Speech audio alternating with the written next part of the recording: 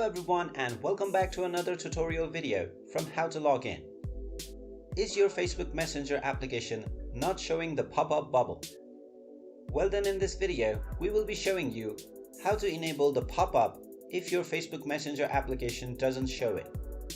You will come across this issue if your Facebook Messenger application is not allowed access to screen overlay settings.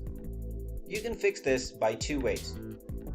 You can either go into your phone settings and then go into applications. From the application list, tap on the three dots at the top right corner and then tap on Special Access. From this menu, tap on Apps that can appear on top. Then scroll down and just look for the Messenger application. When you find the Messenger application, go ahead and toggle it on, and your screen overlay settings will be turned on. The second step to fix this is to open up the Facebook Messenger and then tap on your account icon at the top left corner. From there, scroll down and then turn on Chat Heads. And now your Messenger pop-up bubble will begin to work. And that's all for this video. If you find our content useful, make sure you go ahead and give it a thumbs up.